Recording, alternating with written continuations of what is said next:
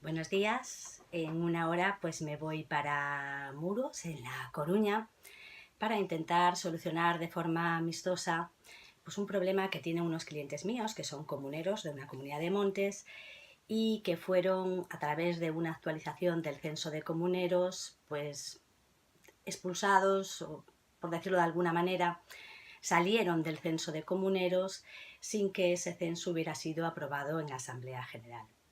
Por este motivo creo interesante hablaros hoy sobre la condición de comunero, los requisitos, cómo se adquiere, cómo se pierde, etcétera. Bien, por lo que se refiere a los requisitos, comentaros que en la Ley de Montes Vecinales en Mano Común, la Ley 13/89, se establecían y se establecen a día de hoy todavía tres requisitos. En primer lugar, tener la residencia habitual en la parroquia o lugar donde radica el monte.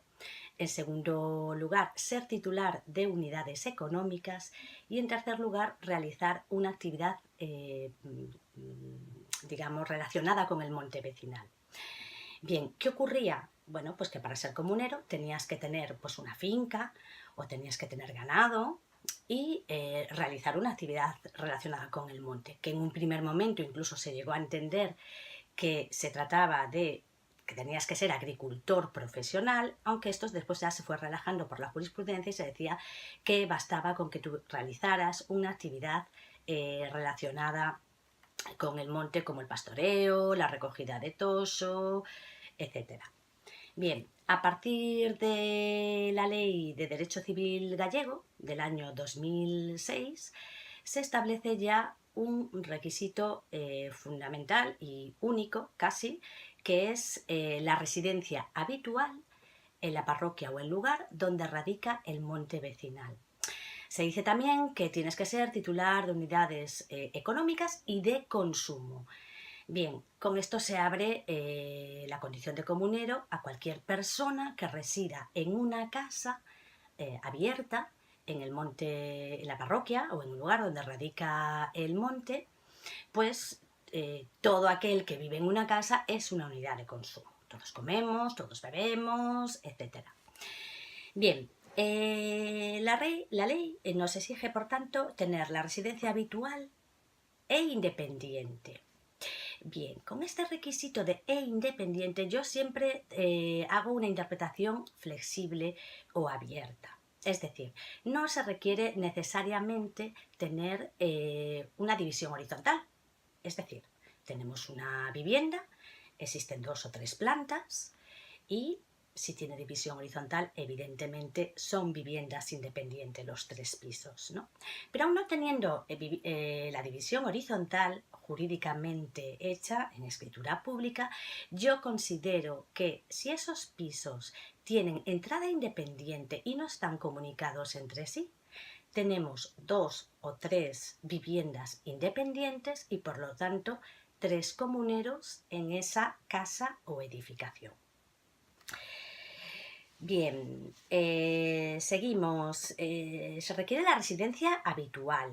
Bien, por residencia habitual no entendáis necesariamente que tiene que ser, que basta, vamos, simplemente con el requisito de estar empadronado en el concello. No, no es así. A ver, el empadronamiento justifica o acredita de alguna manera o se presume que tienes tu residencia habitual en esa vivienda en la que estás empadronada, pero se exige la residencia efectiva. Si tú estás empadronado pero realmente vives en otra casa, no puedes ser comunero de la comunidad. Bien, se exige la residencia efectiva y además la ley puntualiza que no puedes estar más de 2 meses ausente de esa vivienda. Entendamos este requisito más bien para aquellas personas que pasan la mayor parte del año en el extranjero y que vienen a pasar pues temporadas a Galicia. Bien, esas personas no pueden ser comuneros si no residen al menos 10 meses al año en Galicia, en la parroquia o en el lugar.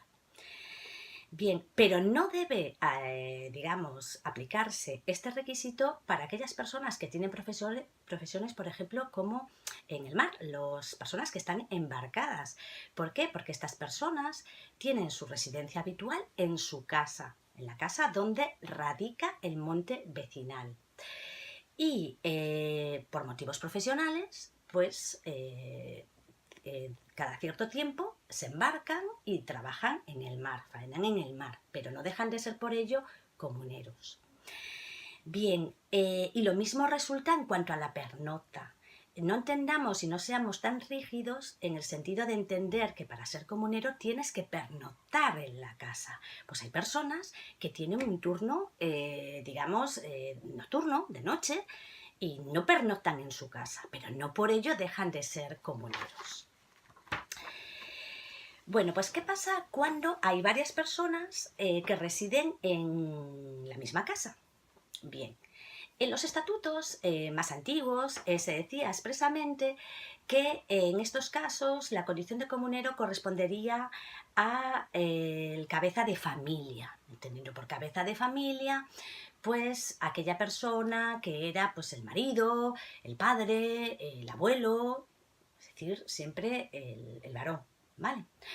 No, el reglamento de Montes establece expresamente que son los miembros de la unidad familiar los que elegirán entre ellos mismos, quién va a ostentar la condición de comunero. Ya puede ser el padre, ya puede ser la madre, ya puede ser el marido, la mujer, el abuelo, la abuela, etc.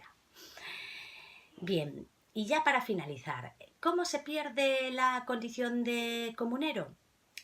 Mirad, hay muchos estatutos, muchísimos, que establecen a modo de sanción la pérdida de la condición de comunero, pues por no asistir a varias asambleas consecutivas o a varias asambleas alternas. También por realizar actos contrarios o a los intereses de la Comunidad de Montes. Bien, estos artículos de los estatutos son nulos de pleno derecho, pues la jurisprudencia ha dejado claro que la Comunidad de Montes no tiene potestad sancionadora. Por tanto, no se puede expulsar a un comunero por ninguna de estas causas. ¿Cuándo entonces se pierde la condición de comunero? Pues la Ley de Derecho Civil de Galicia nos lo dice muy claro, y es cuando se dejan de cumplir los requisitos que establece la ley para ser comunero. Esto es, cuando dejas de residir de forma habitual y de forma independiente en una casa, en una vivienda radicada en el monte, en la parroquia o en el lugar donde radica el monte. Pero no se puede hacer así sin más. Es decir, la Junta Rectora puede comprobar que alguien pues, no vive en la parroquia y no por ello puede dar de baja sin más a esta persona del censo de comuneros. No. La Ley de Derecho Civil de Galicia dice que se ha de tramitar un expediente de expulsión, dar en primer lugar audiencia al comunero que se pretende expulsar y que haga sus alegaciones. Y una vez que ha hecho las alegaciones, se convoca asamblea general, se incluye en el orden del día, como punto expreso de esa convocatoria la expulsión de este comunero y finalmente el acuerdo de expulsión se tiene que aprobar en asamblea general. Bueno, pues hasta aquí ha llegado esta tutoría. Me voy para Muros, como ya os he dicho, en La Coruña. Espero que se solucione bien, pues hemos llegado a un acuerdo entre las dos partes. Y nada, espero que os haya gustado esta tutoría y que paséis un buen domingo y hasta luego.